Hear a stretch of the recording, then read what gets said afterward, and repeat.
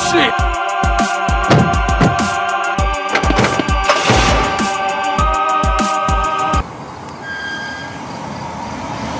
No bullshit.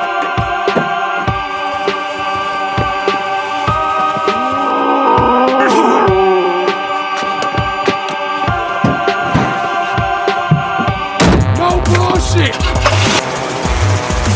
Cowpoke, let's just end breaking news. No more bullshit. No more bullshit. No bullshit. Nope, no bullshit, brother. I got a stomach flu. Oh, thanks for telling me that now. Yeah, I don't know if I should eat this coney. That's not going to do anything to that. Remember, share. Look here. It'll heal you. The original Coney Island. American Coney Island, downtown. It's open. Go there. You know what that is? What's that? Vidalia onions? That's Vidalia onions. What else? I'm tasting some Greek spices. They're saying no audio, guys. What? Just FYI.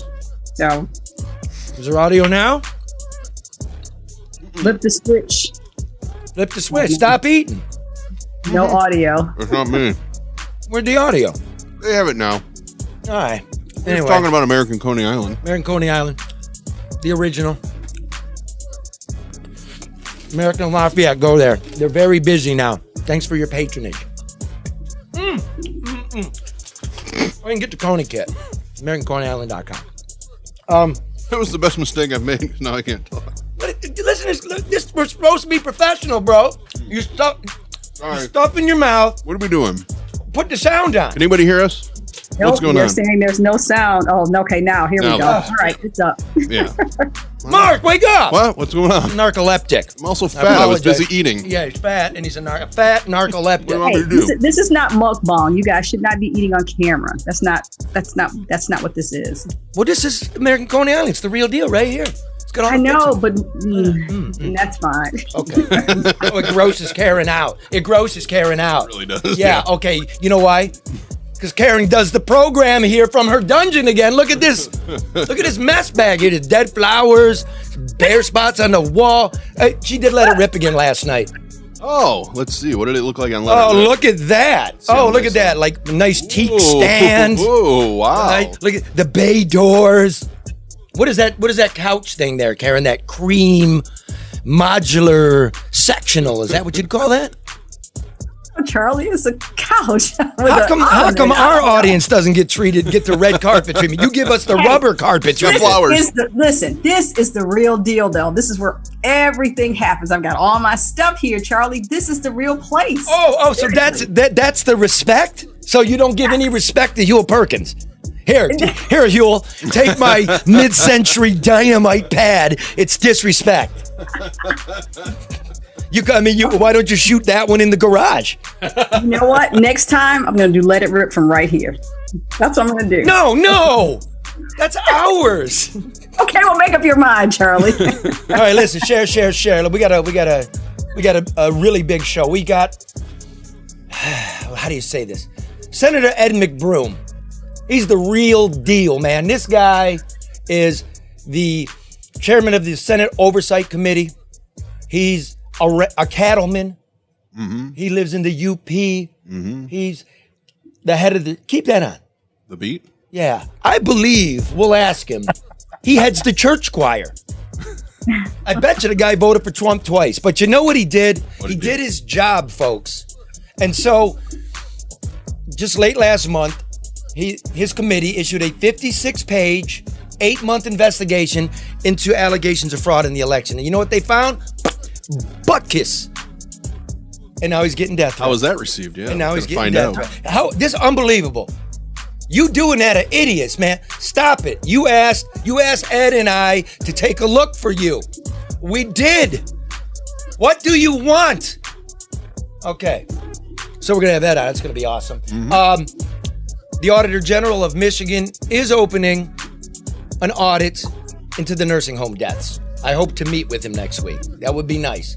Also, our intern, assistant producer, Zach Scrow, tries to get a hold of Whitmer.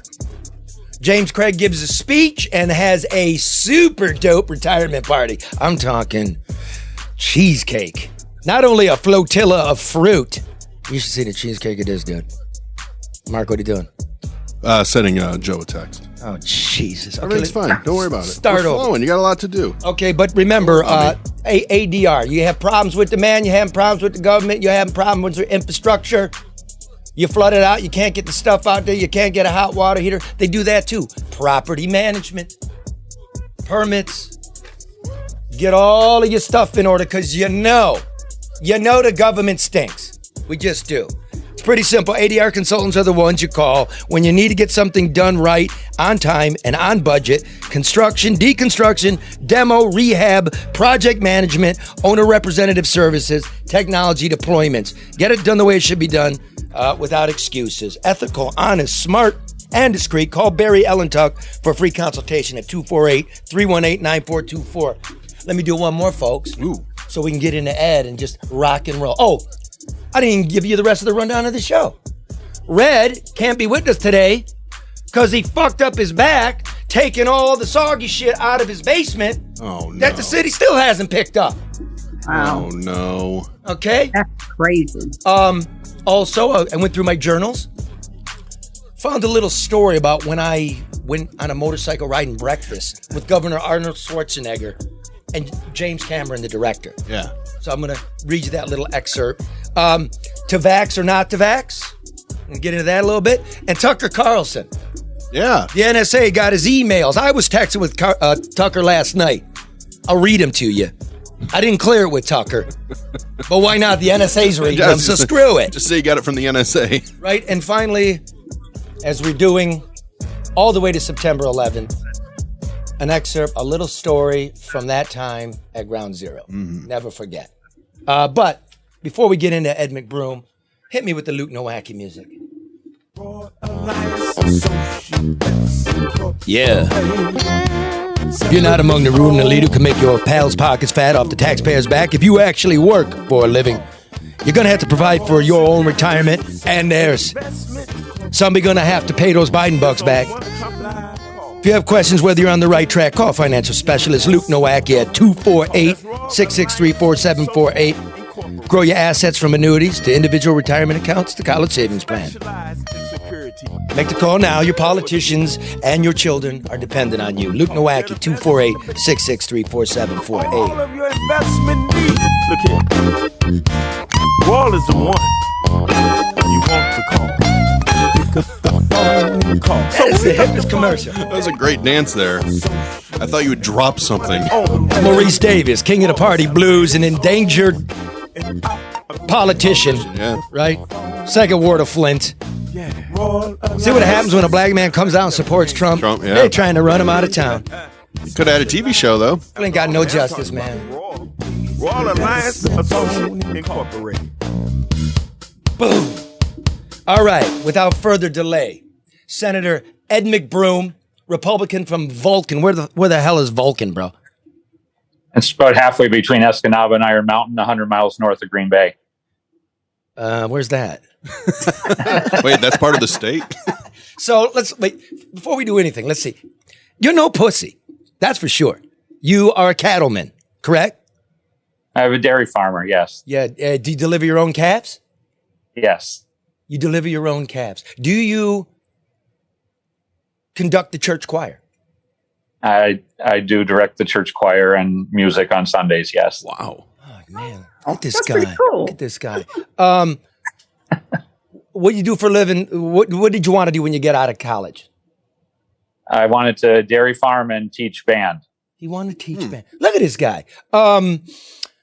So that's a farmhouse. I can tell by those curtains back there. So you're do you have brown shoes? Brown cowboy boots. Brown boots. He doesn't have brown shoes. So he's not a hipster. Do you have a silk suit? No. So he's not that kind of minister. So no silk suit, no brown shoes. Just a hardworking American guy lives in the rural part of the world, right? That's how it seems to me. Pro-life? Yes. Do you work on Sundays? On the farm and but I've got 13 kids to take care of, so What? it's always work every day. 13 Wow. kids. See that? Look at this guy. Ooh-wee. Do you track cow shit across your carpet? Absolutely not. You wash the boots before you leave the Look barn. at this guy. This guy's every woman's dream. All 13 kids working on the farm too, I assume. Right? Wait a minute. How many wives do you have? So I have my wife and I have 5 kids, and my brother married my wife's sister, and they had 8, and then he passed away a couple years ago. Oh. And so we're all there together, the 3 adults and 13 kids. Oh my! Holy cow. Oh, good for you. I got shivers from this guy. Yeah. Did you marry your wife's sister just to, No. Are you Mormon? To complete the stereotype. I was going to say, it sounds like an A&E show coming out of this some kind of way. This dude is like, this is it. Did you vote for Trump? Both times. Both times. So what's wrong with you, man? Like, your committee is looking into if there was fraud. You fit all the demographics, all the boxes, and yet you come out with there was no fraud. Well, we looked hard and looked into just about every allegation that was brought up or is that popular online, and they kept on running into either dead ends, or the people who were trying to push the theory wouldn't communicate back with the source material. So I counted that as a dead end too. Okay, let's go like this. Let's just run a few off. Antrim County. Yeah. Right? It was Biden winning by like 2-1, and then all of a sudden it shifts and Trump's winning. What happened there? Were these tabulators hacked? What happened in Antrim County? Yeah, so the clerk there had to issue new ballots for several of the precincts because the judge ordered some things on a couple of ballots at the township level, and she failed to update her computer, which receives the results from the tabulators. And so that night, election night, all the tabulators around counted the ballots, and they print off their little slips of paper. It's like a receipt that says who won on this tabulator on this machine. And then somebody takes those flash drives, because there's no modems there. There's no wireless internet there. Say it again. There's no, but Hugo Chavez isn't hacking into it because they're not connected to the internet. That's right. Okay. These machines, and the people who tried to say they were, the proof they had was that at one time the county had gotten a quote for modems, but they never actually bought them. And so they pull the flash drives out, they take them to the clerk's office, she plugs them into her computer, and it's a proprietary software program that goes with the tabulators. And it populated the spreadsheet incorrectly because of these additional races that she hadn't updated her machine to do. And she reported those results, which basically, for the most part, shifted the results over a couple of columns, but it's very messy. Let me put it this way. See if I can explain it to the audience. It's sort of like having an Excel spreadsheet, and you take the data and then you plug it into another computer into Excel, except that was an older version of Excel, and everything just kind of shifts. Yes, all the numbers were correct, but they were just in different columns.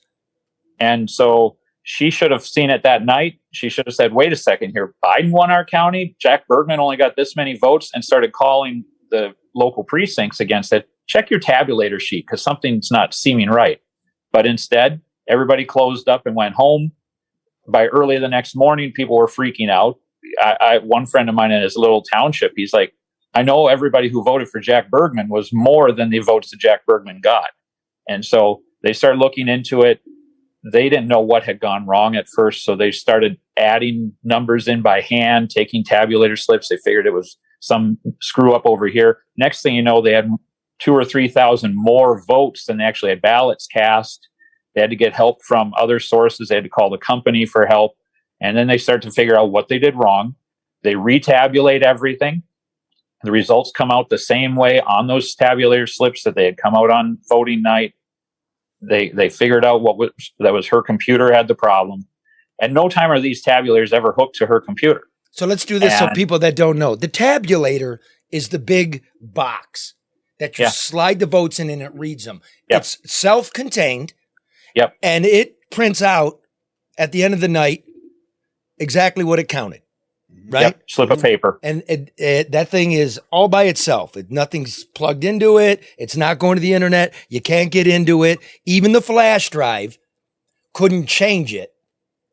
Period. That's right. Okay. No, that's right. So in Atrum, they redid a hand count. They did a hand count. They did it over. So by the time they've done these checks, and they finally get down to a hand recount, and that count once again validated those slips of paper that very first election night. So all along, we've had from the word go, we've had the right ballot count available to us. And then it's been vindicated along the way. And we can go right back to the very first time. So anyone who says, well, this was all screwed up is actually ignoring the fact that the exact right result was recorded the same time that the wrong result showed up on her computer. Right. And so it seems to me and what the committee reported, this dispels all of the potential nonsense that we're talking about, that somebody hacked these machines or that the machines were programmed to be wrong on purpose. It's just all nonsense. So, Ed, why did you decide to look into this? Did you suspect that the election was stolen? Well, I heard the same reports after the election that everyone else did. They were disturbing. You had hundreds of people saying they saw bad things happen, wrong things happen. You had these weird computer results. What was the reason they happened? We had what looked like spikes. You had reports of fractional voting. There was a lot of reason to be concerned, and good people were reporting problems. And whenever I've shared any investigation or look into things, it's always been important to me to believe that people are attempting to share the truth, and that when they have questions, they deserve answers. And so I had hundreds, thousands of my own residents saying, Ed, what happened here? What was going on? And it seemed the only appropriate thing to do was to try to get to the bottom of it. So no finding of fraud, but did you find like any attempt to try and cheat? I mean, those stories make it sound like people tried but weren't successful. Did you uncover any of that? So when it comes to the computer side of things, the algorithm theories, things like that, most of which I always harken back to Antrim County as the base point of evidence. No, we didn't. And those who continue to push those theories, there's just no basis for them at all. They won't even answer questions I ask about, well, where'd you get this sheet of paper that says fractional voting happened? On the other side, you've got the issues that are more of your traditional organic type fraudulent efforts, right? Your thoughts about, somebody impersonating somebody through absentee applications, somebody fraudulently filling out forms, somebody stuffing ballot boxes. And we found several spots where there were vulnerabilities, where certain things could have happened. We didn't find evidence necessarily that they happened. And if we did, it was to an exceptionally small amount. Like we calculated, what if somebody did take one of those applications you received at your home, like tens of thousands of people did for people who haven't lived at the home for years? Could you impersonate someone? And as you work through the math on these things and the logic, you see, yeah, you could theoretically get away with it. You'd have like a 1 out of 3 chance of getting away with it based on everything else, because the safeguard is if that person actually votes somewhere else, that's going to pop up in the qualified voter file that there's a problem, that this person is trying to vote twice. Exactly. It goes like this. Absentee ballot, you get a number, right? Mm-hmm. You fill it out, you sign it, you send it in. It gets scanned. Yep. The number's assigned to you. Then it goes to be counted. It gets scanned again. It gets opened. Now it becomes anonymous. But the thing's got 3 stamps on it. And when I'm working at TCF, I'm going to see on the computer if you've decided to vote twice, if you did an absentee and you're now going to the polling station to do it, it's going to register you've already voted, right? And the thing we found is after you get to about 100 instances of somebody trying to impersonate someone else, the statistical possibility that wouldn't interact with somebody else trying to vote too under the actual name is so minimal. You have a better chance of drawing an atom out of a box, one specific atom out of all the atoms in the entire universe out of a box, than you would to get away with it. And so it's this ridiculous statistic impossibility. Now, if the vote count was down to less than 100, then I couldn't say for sure, but it's 155,000. And so that and other vulnerabilities we clearly identified. But, as far as we have so many safeguards in the system, and Charlie, you see them there. I mean, you're familiar with the qualified voter file, the poll books. And so one of the allegations at TCF is that workers took the stack of ballots, ran it through the high-speed scanner, picked it back up on the other side, ran it through again. Could have done that multiple times. Yes. We found that is possible. Now, if the machines glitched at all, if there was a jam or an overvote or a problem like that, then not an overvote, but a jam or a paper fold or something that didn't go through, then you couldn't, because then the machine won't keep counting. You have to take it over, push a button, and restart. That did happen. In one place, it was 600 overcount. But here's what happened. But then we caught it. But the poll books show that there was a 600 overcount. They open the box up, they retabulate. There's 600 more votes than envelopes for you out there. So somebody goes, hey, what the hell's going on? And they take all the votes again and run them again. And they right? Because it's not certified. You're allowed to recount it. Then they match. That's how it works. Right? That's right. Rapid fire. So it absolutely happened. But the safeguards to protect us were there. Right. Okay. Were there more votes than people in any county? No, that was absolutely misinformation. Okay. Not true. Did dead people vote? We found one. One. And we interviewed his son, who's actually the one that voted. Well, I'm not counting that one. I'm counting the one where the lady died after she sent in the ballot, and they didn't catch that. They caught 3,500 of those people who died after they submitted their AV ballot. Really? One of them got through. Okay. Wait. So how should that work if, in fact, you legitimately cast your vote and then you become incapacitated or expire prior to the election? What is we pull those out. How do you catch it? The Secretary of State and the locals catch those things. And pull them if out. They can catch that, then why can't they catch the fact that there are tens of thousands of dead people still registered to vote? That's a problem. Well, it is, but I mean, they're working on that part too, but we didn't find dead people to have voted. We had lists of them. We checked every one of them on some of the lists we got, and found all of those people, except for the one lady I'm mentioning, were still alive. Speaking of death, are you getting death threats after Donald Trump posted your office number and, said you're trying to commit fraud here? I've gotten a couple of, things telling me that traitors are going to hang and that I'm a traitor and that's what I deserve and stuff. But Jesus, I don't let it bother me. It bothered me, man. There was some dude from Missouri kept doing that to me, right? I'll fucking beat your ass. And I said, I don't think you could do it. I'll buy you a plane ticket. Come on up here and take your kid off the internet. Take his picture off of Facebook because he don't look right. So I said to the guy, man, come on, bro. And were you surprised that President Trump did that? No. Are you sad that he did that?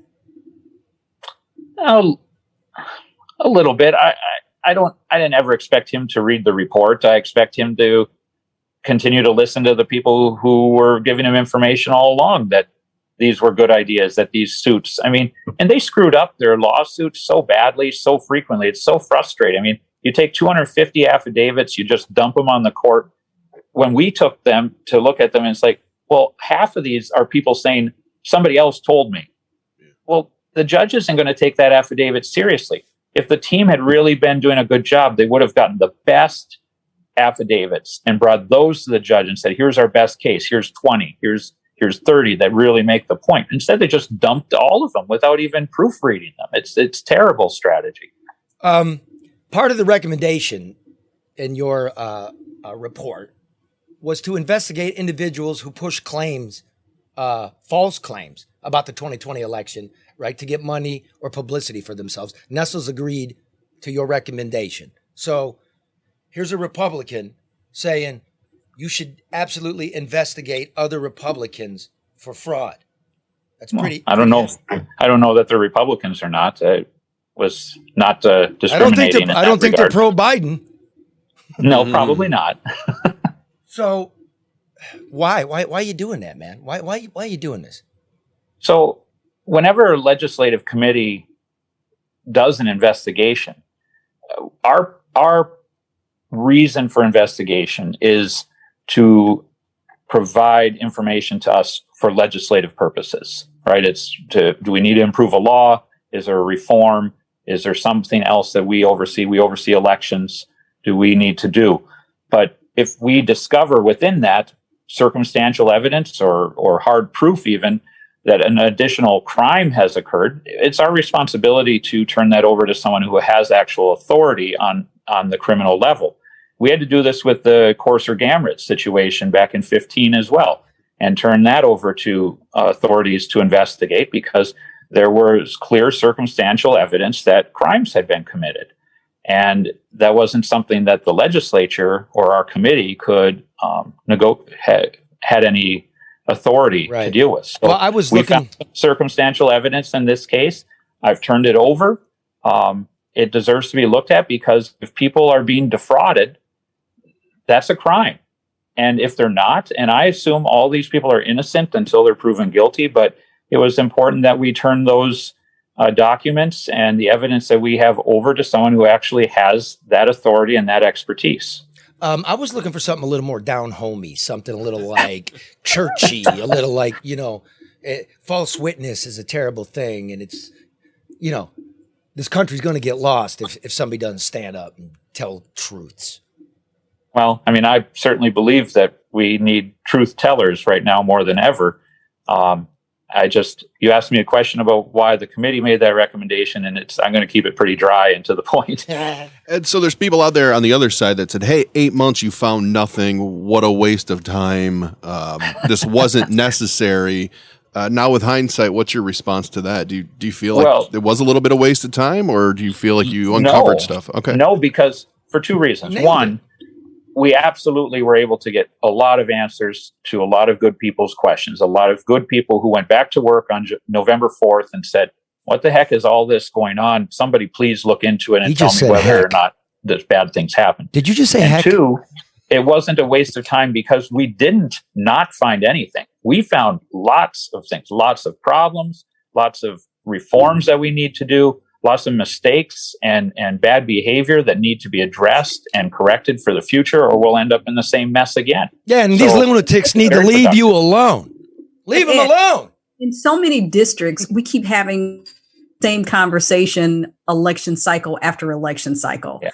They're in, inconsistencies. They're, maybe not necessarily improprieties, but, a flawed system that gives way to allow it to appear as though or allow for potential fraudulent behavior. Why don't we have a system in 2021 consistently and across the board that minimizes, I hate to use the word mistakes, but I guess enhances accuracy? What's the holdup? What's the problem? Well, I would first say the system itself is exceptionally accurate. I mean, it really is. When it just comes to the machinery, the mechanics that are counting our ballots, it's very accurate. It has a lot more to do with the processes of how we handle the information and how we handle access to the actual ballot that leads to a lot more of the confusion. And so it's eliminating dead people from the rolls. It's who's got that job, and is there a more efficient way to eliminate those people from the rolls in the first place? And our committee says, yes, there is. And you should have the county clerks doing that. Because we've heard that from counties. We've heard it across the board. I mean, it doesn't seem to be that difficult, but certainly after election, and we keep hearing the same conversation. Here, let me explain that though, Karen. Let me explain where it really does go wrong. Like Detroit's always out of whack, right? There's more votes than voters. Here's how it works. It's that scanning thing. Remember the big toilet paper run at the beginning of COVID, and everybody got a bunch of toilet paper? Imagine you're the checkout cashier, right? Bleep, bleep, bleep. You're just funneling a bunch of toilet paper across the scanner. You missed one. Then you missed two. You missed four. You did 20,000 rolls of toilet paper, and the boss goes, hey, we had 20,000 rolls of toilet paper, but the cash register says we only sold 19,000. That's because the person forgot to scan it before the person took it home. Yeah. It's the same with your vote. Mistakes don't equal fraud necessarily. Yeah, it's human error. That's mostly what it is. And I got my training for the primaries last week. Look at this one, Ed. Can you put that picture up, mannequin? Here's what I saw. You see this? For those of you listening, not watching, these are the voting machines where you go and you punch your ticket. Yep. Okay. This is in Cobo Hall, TCF. No conspiracy theorists were there wanting to do the job, but I did the job for you. See the guy? Yeah. He's got something plugged into the machine. Yeah. What do you think that is, Ed? That's either a guy checking the machines or it's a foreign national injecting malware It's whatever into our elections. Yeah. What do you think? Well, it's somebody certifying the machine. Well, that's what you say, Trump hater. Well, but the thing is, and you know this, that even if that guy himself was smart enough to have developed his own malware and install that and everything, the fact that we can still pull them out of the box when the election is all over and count them by hand, and that the clerks run those test decks through the machines and get those results, which if Antrim County had done that after they changed the ballots, they would have caught this problem, but they didn't do that. That's why one of the bills we're suggesting is making sure that clerks do their test decks, do their logic and accuracy tests, because look at this mess we had because somebody forgot to do it. Hey, Senator, when did you release your report? What was the date? The 25th? I think it was the 25th or 24th. I think 24th, because here's some good news, folks. Okay. This is your rural white guy. And here's a letter from Janice Winfrey, the urban black chick. She is the chairperson of the election commission. She's the Detroit city clerk. She responded to recommendations. This is really great. So he stands up and tells the truth. Here's what Janice writes to the Republican Party. Dear Mr. Weiser, the City of Detroit Department of Elections has a primary on August 3rd, 2021 and a general election on November 2nd, 2021. We are recruiting approximately 3,000 poll workers to work the upcoming election. I am writing you to request your assistance in hiring Republican poll workers and challengers for the primary and general elections. It's great. That's the right way to go. That's right. This is what we want. We want our representatives to represent us, listen to each other, and fix the damn shit. That's wonderful. Need to have uniform training and uniform understanding of what the rules are. And so you literally at TCF and all over the state, but TCF is where you have so much more partisan people there. My township, there's never been a poll challenger there anytime I've ever voted. But you go to where there are, and you have to say, well, the Republican poll challengers are being taught to challenge based on this. And the Democrats came to committee and they say, we train our guys to never challenge. We're only there to make sure the Republicans don't screw things up. Oh, it was a shit show, man. So you end up with two different perspectives of people who are already distrusting of each other. And it's just going to lead to problems. Everybody needs the same training and the same job description, the same duties, and it needs to be clear. He said regardless duties. of party. Why isn't there? Why don't they do that?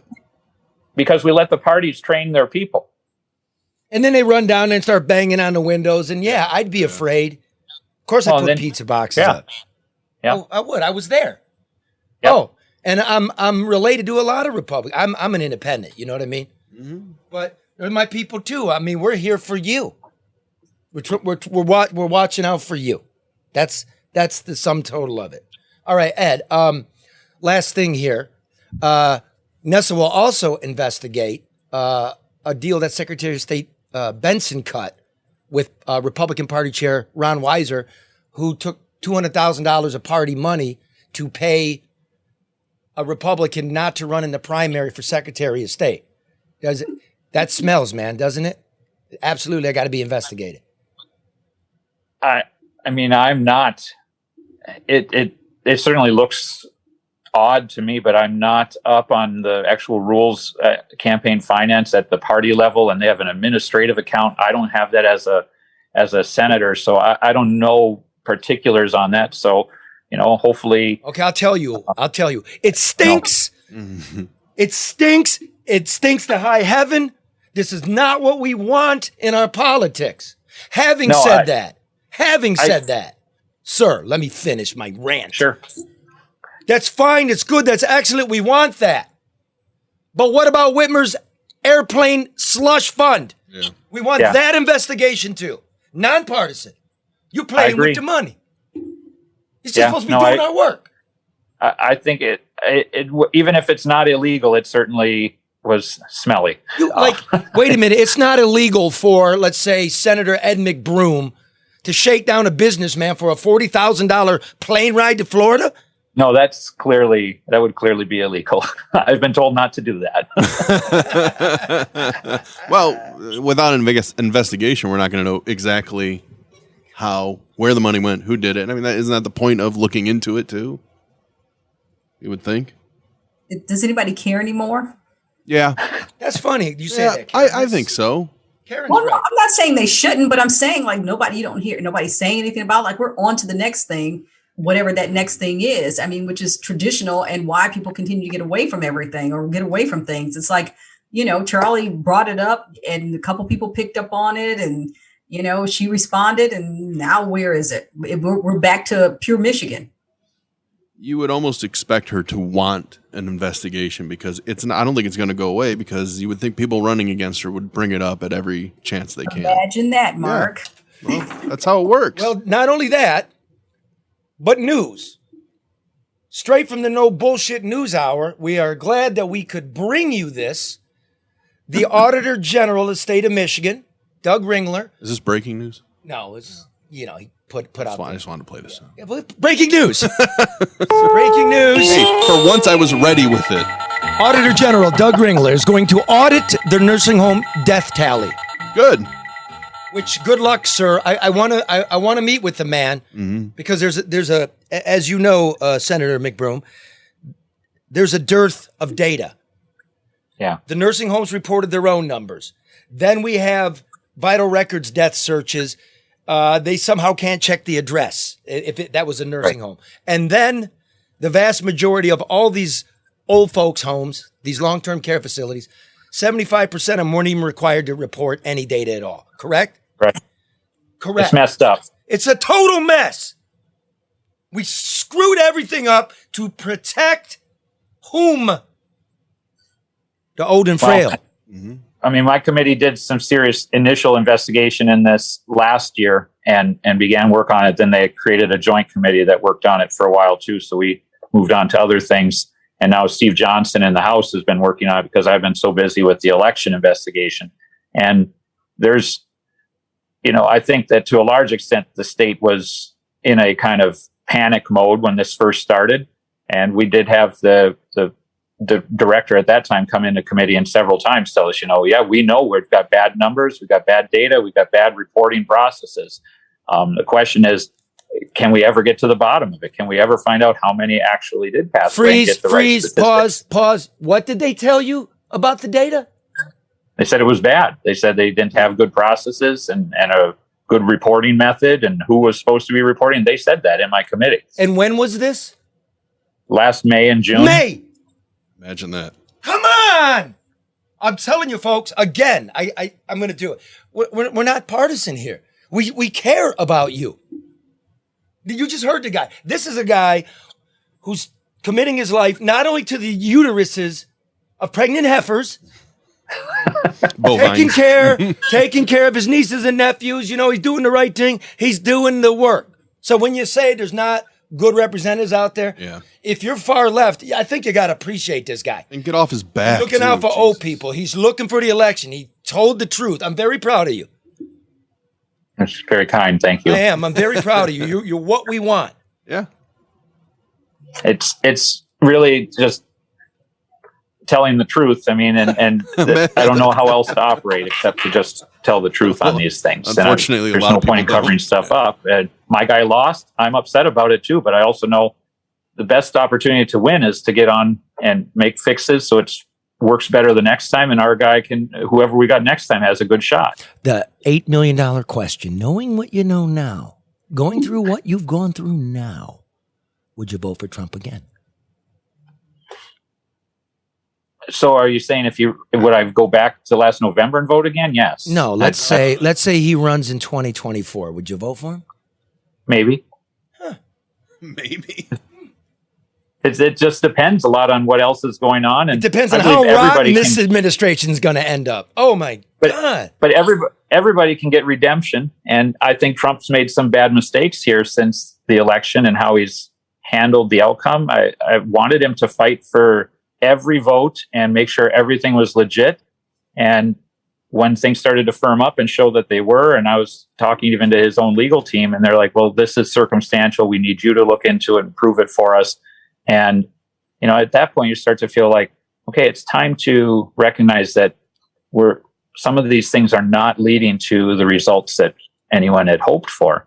And they haven't given up on that. And I really don't understand why. Once again, I assume he's listening to other people, but I want to believe everyone can qualify for redemption too and come back around too. So I'm not prepared to write anyone off right now for something that's going to happen in 4 years. Okay. Now just so everybody knows, we try to be fair and balanced here.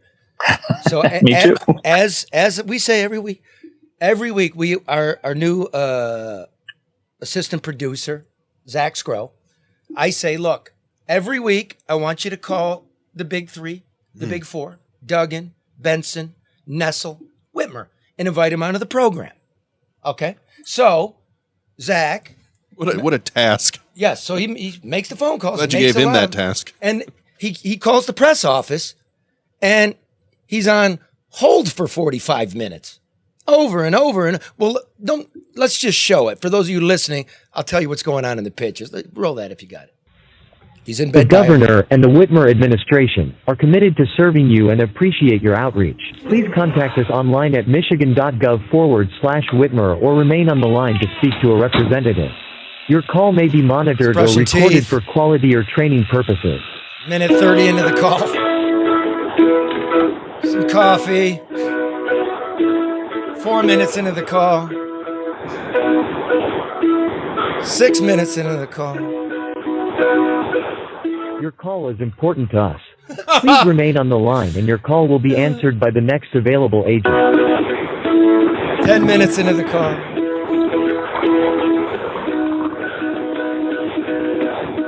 Back upstairs.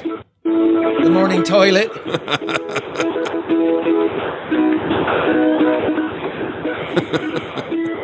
Fixing the morning toilet problem. Banging his head on the wall 25 minutes in. Oh, a little exercise outside. Your call is important to us.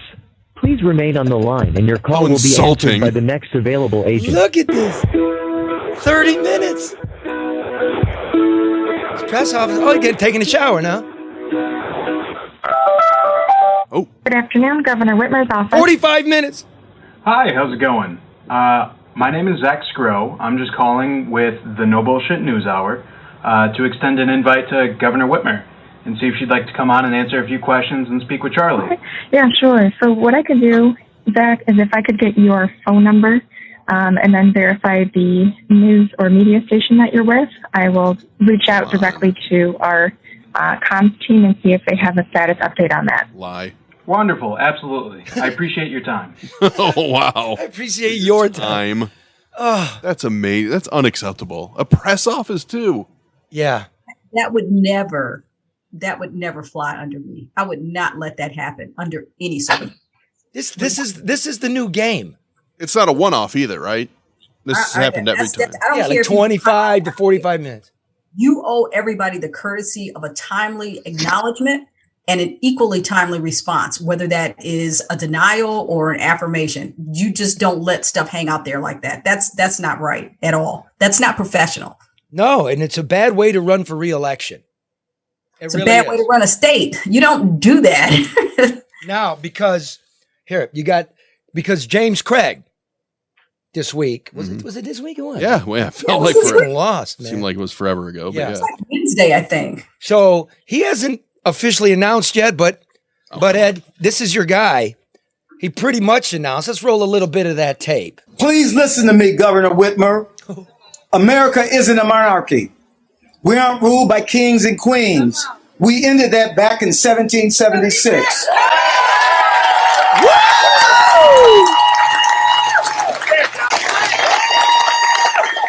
Make no mistake, at the ballot box in November in the year of 2022, we will be celebrating our independence from the rule of Governor Whitmer. Did he show his piece? You know what? That's right. He did, because he's talking about the issues that matter to him, even though he's officially not running. It sounded like a stump speech, but he's talking about the Second Amendment. Open up the jacket. Laying the platform, laying the groundwork. Yeah. But he showed that he was caring, and he'll always carry. That played well. Yeah, I mean, it was good for him, man. Karen, It's the Second Amendment. He should. Sure. You think he came out too early, Karen? Do you think he came out too... Well, no, I mean, and I don't know what the strategy is, so it's not for me to critique. I do know that there was some pushback based on some of the very specific criticism directed toward Democrats. I think that early on, I know a lot of Democrats are disappointed with the return that they've gotten from their elected officials. And so I think this is the time to remind them that they aren't bound, by ball and chain to one party. So perhaps that's coming. This was just one speech early on. He hasn't declared, but we'll see what happens. I mean, he's got a lot of votes to gain because a lot of people out here are dissatisfied. Now, in the case of being balanced, we were going to send Detroit Red to his retirement party, right? To sort of like work the rubber carpet, like he's Detroit's Joan Rivers, doing the the pre-Oscars. Yeah. But Red threw his back out, trying to get all the ruined stuff out of his basement that the city still hasn't picked up from his street. But it's too bad because we did get a hold of a few little clips of the retirement party of the chief. And let me tell you something, Ed. There's some nice ass at this party, bro. I mean, this could be the first hip hop governor.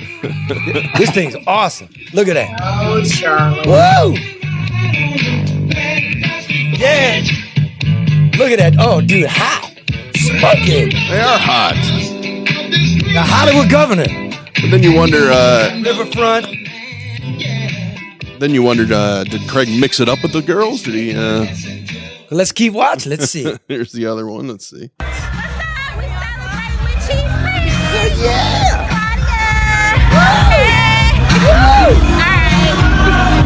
Hey man, that's better. That's better than the land shark or whatever that thing in Lansing is. I'll tell you that right now. You got anything like that up there, Ed, in cow country? Well, I'll tell you a funny story. I mean, I have no idea what the context there is either, because when I very first started running for office in 2010, I ended up getting invited to the Bark River Mud Runs, which is a big truck race, out in the mud and stuff. It's a national, like NASCAR, but for pickup trucks in the mud. And it was sponsored by Monster and a couple of different tire companies. And they had, whether you call them showgirls or whatever. And, I'm just some young candidate, never done this before. And somebody's like, hey, come over, you got to meet this person. And so next thing I know, I'm standing in a crowd of 3 girls from Monster energy drinks who are all wearing their outfits or costumes for it and in a picture. Mm-hmm. And it's like, yeah, I'm not sure this is a good idea for my image or anything, but things just happen. And sometimes, so I don't know what the context of that is. And I'm not going to judge the guy without knowing more about it. I think they were just celebrating. I mean, Chief Craig is very down to earth. He's very accessible. Yes. People like him, people, in the business community and people on the street, they do. He resonates with them. And that's why I don't want him to compromise that coming out of the gate, because I know that these are people that he can secure. Right on. These are the people that he knows, he's connected with, and they were just celebrating his retirement in true Detroit fashion. Oh, and by the way, right? Southeast of Michigan, that's what we do. That's what we do down here, brother. Yeah. And we haven't had a representative in the governor's mansion in a very long time. You know what I mean? God, yeah. Blanche? No, where was Blanchard from? Canada. and so was Granholm. See, from Canada. I don't care if you lived in Wayne County. You're from Canada. Go back, Granholm, to Canada. And you too, Ted Cruz, Justin Bieber. Ed, did you see Hey, Craig's? don't say Drake. Drake can stay. Drake, get out of I don't here. know. I think he can go too. Ed, did you see Craig's speech, and what was your take on it? I didn't see it. That's the most as I've seen of it is what you just showed. Okay, let me tell you what's going on down here, Senator. Okay, it rains, the power goes out. It rains, Grosse Pointe, Detroit flood like it's Noah's Ark. It rains and the dams wash out in Midland. I mean, this is unacceptable. And what they keep doing when this happens is it's all going to be sunny. You know, we're going to fix that. And nothing gets fixed. So I'm going to read you something. Used to be a reporter for the New York Times. I was going through my old notebooks, just thinking about the messaging, all the bullshit we get, right? The nuance is lost. Nothing gets done. But it was Arnold Schwarzenegger had just become governor, and he's doing his motorcycle ride up the Pacific Coast Highway, going into the bowels of Malibu Canyon to have breakfast. And with him is James Cameron, the director of Terminator, and Titanic, Avatar. I mean, some of the biggest grossing films. Yeah. So I get to go. So I'm riding along too, and we're sitting there having breakfast, and Cameron says to Schwarzenegger, "So how's it going up there in Sacramento, right?" And Schwarzenegger says, "It's a real trip. It's just like the movies. The people voted for a hero and I'm the hero. If I can't win, then California is finished. If I am defeated, then there will be no one left who is able to fight the special interests." "What special interests?" Cameron asks. "That's the trip," says Schwarzenegger. "No one really knows. It's whatever I say. Journalists ask me, what special interests? I say, those special interests or these special interests, just special interests, and they write it down. People don't really care who the villain is, just that the good guy and his people win. It's like the movies." To which Cameron says, "That's funny, because in your movies, all your sidekicks die." But it reminds me, Trump continues with this whopper about the elections, right? And his audience believes because he's their hero. Or Big Gretch says she shut us down and did science and data to protect lives, and her audience believes, but now we got an audit. It's the same with Craig saying I brought crime down, but so wild were his crime statistics that in 2017, the FBI refused to take them, but the audience believes. And then there's Duggan, right? Who says he cleaned up Detroit. But the Free Press recently wrote, right? Duggan has too little regard for the ethical boundaries or transparency voters typically demand of their elected representatives to uphold. And then the editorial board endorses him anyway, and the audience believes. Yikes. Meanwhile, Red's laid up, power's out, it rained, and nobody's challenging the narrative, Karen. And they're talking about the length of time, Charlie. I mean, if anything, it shows a severe disconnect, with the residents in this city. I mean, and the struggles that some of them experience every day. I mean, you're saying, okay, clean up your basement. I mean, people are breathing in, mold that's now starting to grow. Maybe they don't have the resources to pay to have somebody come and redo their basement, clean it out, or, make their environment healthy and safe for their family. But what are you going to do? So I heard the process this morning about FEMA coming out, and it has to be approved. It's got to be reviewed. You're talking months before they may get any money. And that dollar amount may pale in comparison to what it will actually cost for these people to recover. I mean, that's crazy to me, especially since we had a flood 6 years ago. We still haven't figured it out. Senator, what's the problem with politics, with the government? Is it we elect dopes? Is it the bureaucracy's corrupt? Is it money controls everything? And come on, be honest. What is it? Why is everything so screwed up? Because people are screwed up. I mean, it's just the nature of humanity, right? And it's difficult to get people to set aside their own personal interests all the time, every time, and without seeing those compromises come into play. Well, then there's going to be a war. If we don't, there's going to be a war. Well, our founders said, that the society that we have, the system of government we have, is set up for a moral people, of people who are self-governed internally and can control themselves and want to do what's right. And as we move away from that, I mean, and this is just my philosophical viewpoint, but as we move away from those anchor points in determining what is moral and right behavior, we're going to continue to see more and more of the behavior we're having, which is nihilism. Mm-hmm. And we're just going to continue down that path. We can't stop it without re-anchoring ourselves to a standard of morality. Waiting for you, Karen. I know. I guess for me, I don't find it to be that difficult to not, there's nothing wrong with personal benefit. I understand that, but it should never be at the expense of the people you represent, whether that's in politics or business or whatever. I don't think that's a difficult thing to do. And I really don't think that, I think it's the process. I think the process spoils people. I think they get in with the best of intentions and they see that the process isn't conducive to progress. And it's like, oh, I can get in, I can play the game, I can get the perks, I can kick the can. Yep. And they participate, and the same challenges or the same issues that they have on their agenda are the same ones that people that promise to address when they come behind them, and nothing ever changes. Not that Karen, I'd say, I mean, there's a lot of truth to what you're saying. I watch it happen all the time. I'm not, I guess I just see that as the next step down from the higher overarching layout that I say. There's a lot of problems with our process.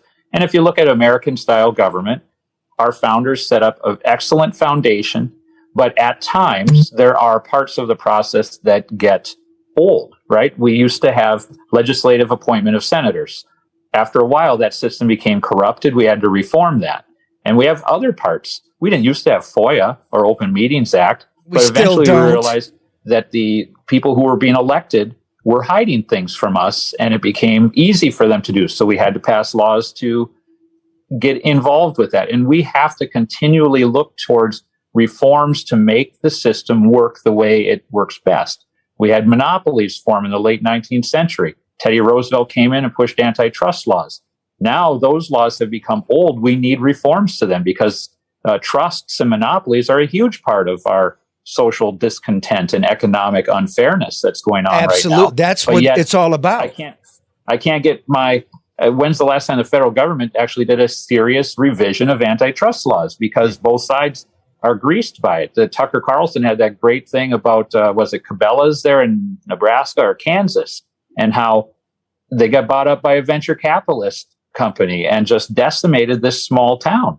And that happens again and again. And part of the charm of Trump, if you want to call it charm, but I guess part of the attraction was that he spoke to those issues. He spoke to small towns like mine up here in the UP and other places that have been devastated by Yeah. And then he ran through mega corporation tax cuts and come on, man. He didn't do shit for us. He articulated it. I don't know where he got it. It was probably from a construction site of one of his about what's going on with us.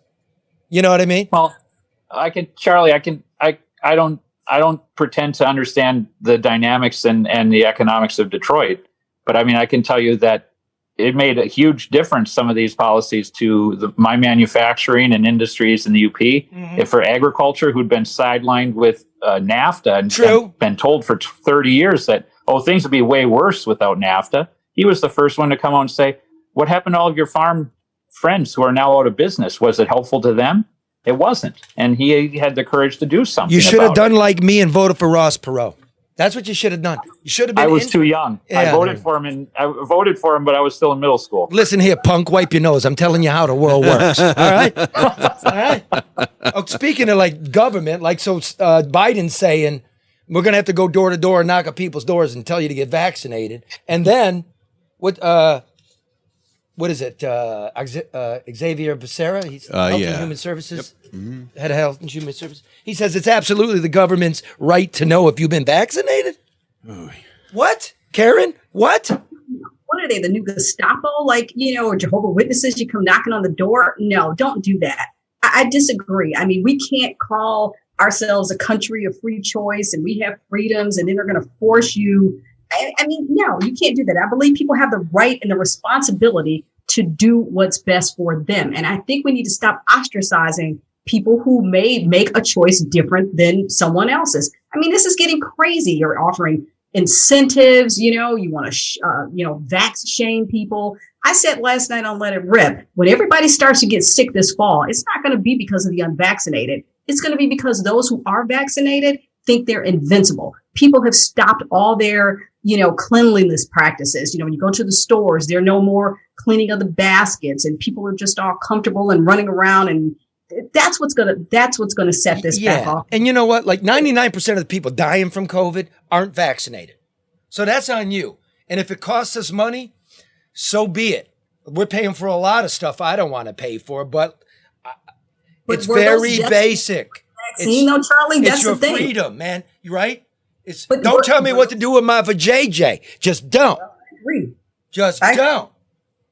Period. But were those deaths counted before? They're saying that those people were unvaccinated. You've got over 140 million people in this country that aren't vaccinated, Charlie. Yeah, I know. They're not, and it's still not it's emergency use authorization. It's still not approved. So everybody right now is still participating in a trial. Exactly. People have a right to decide if they want to be a guinea pig. Exactly. Now, exactly. Look, COVID's real. It is. It kills. I believe it. But if you're far left or far right or in the middle, there's one thing that all Americans hold dear, and that's the freedom. I don't want the government telling me what to do, be in my bedroom or anything. Are we agreed on that? Mark, you agree with that? He doesn't quite agree.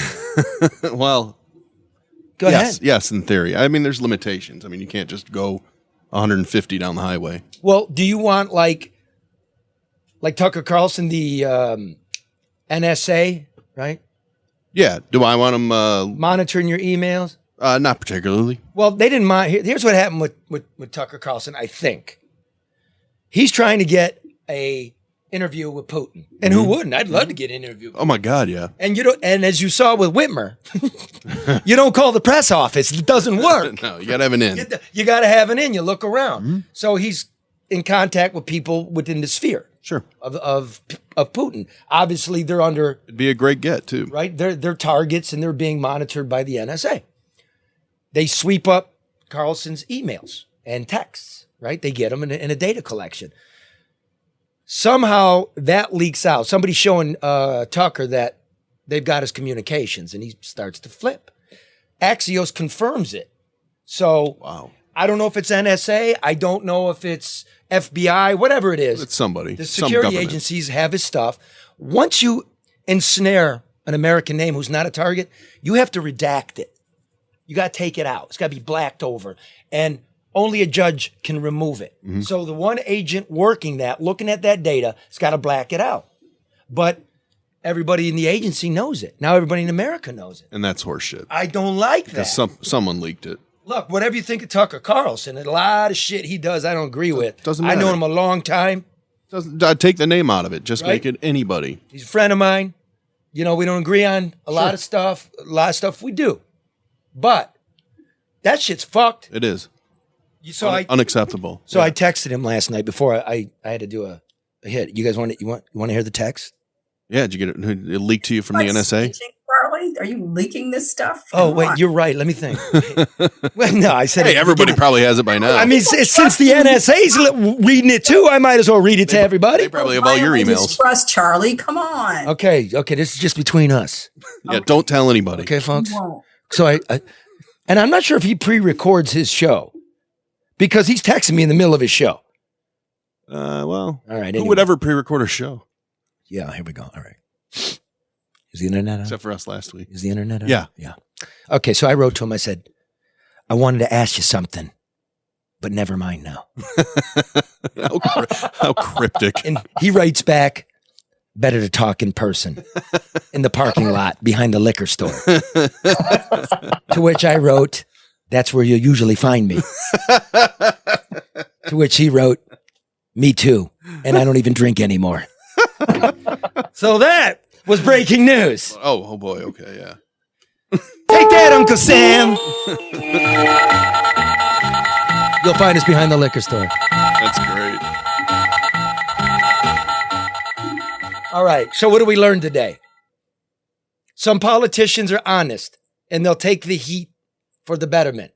Sometimes the government listens and does the right thing, and let's just have an audit of the nursing homes. I hope the numbers are accurate. I really do. Right? But we got to know so we can do things moving forward that are better for the people. What else did we learn? Never call the governor's press office. Yeah. Right? Yeah. No one has that time. Number 3 or 4 or whatever, what number on? Get yourself a generator if you live in Michigan, because this infrastructure is garbage.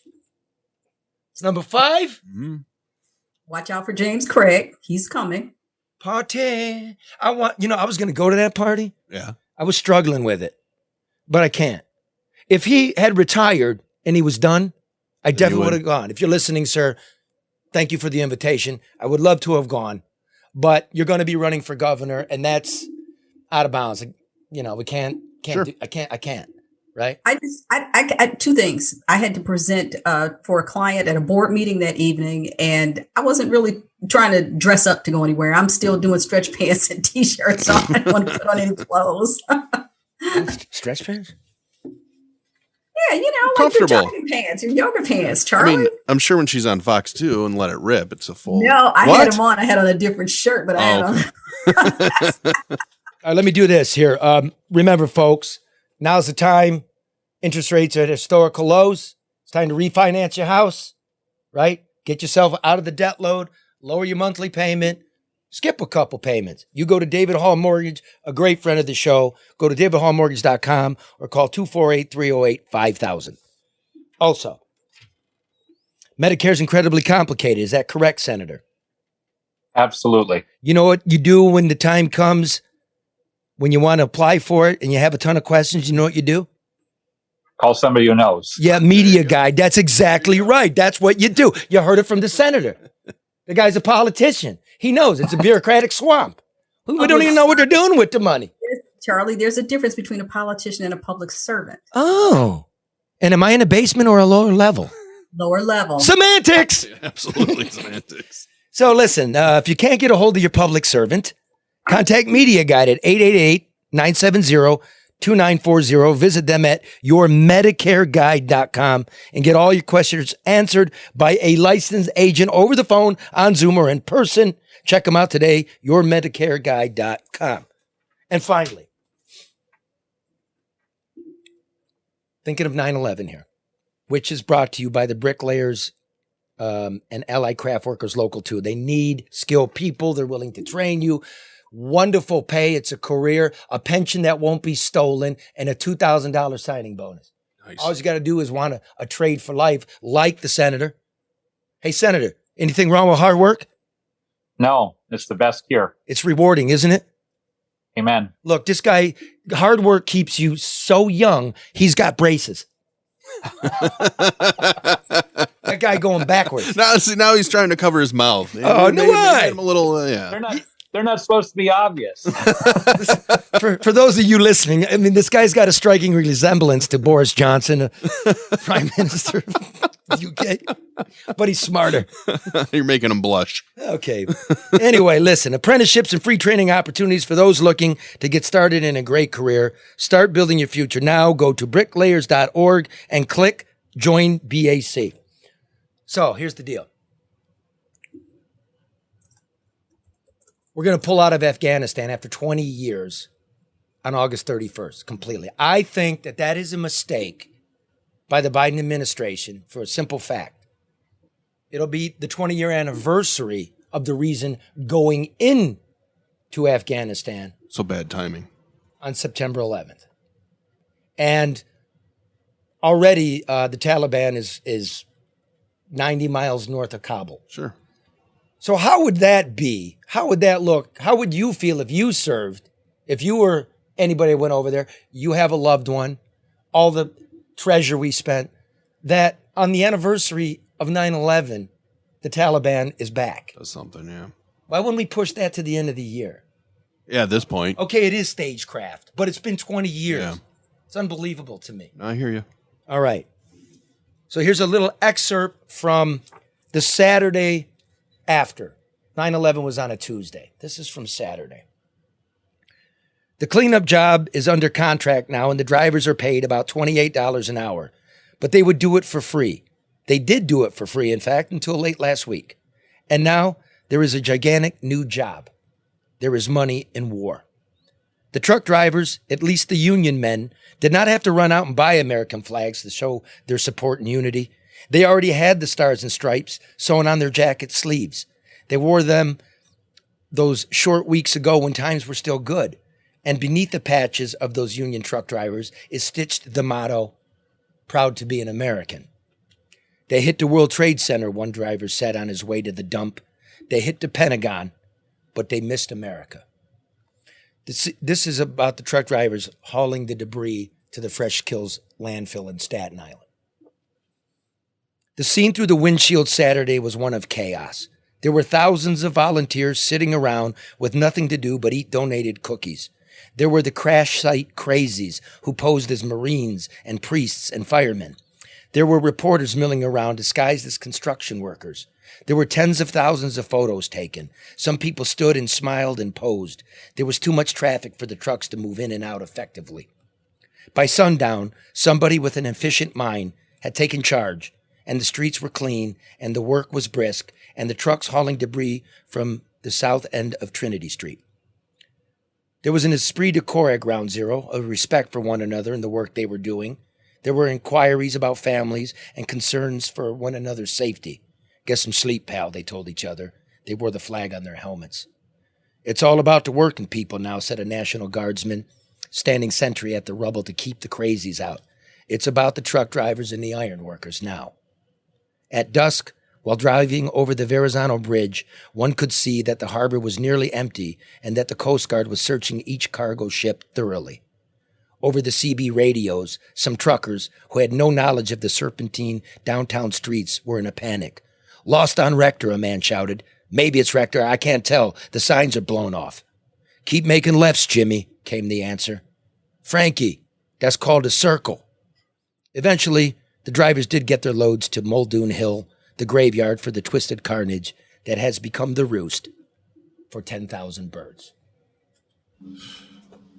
Never forget. Thank you, Senator, for being here. I love you, Karen. Try love one. Yeah. What is it good for? Absolutely nothing.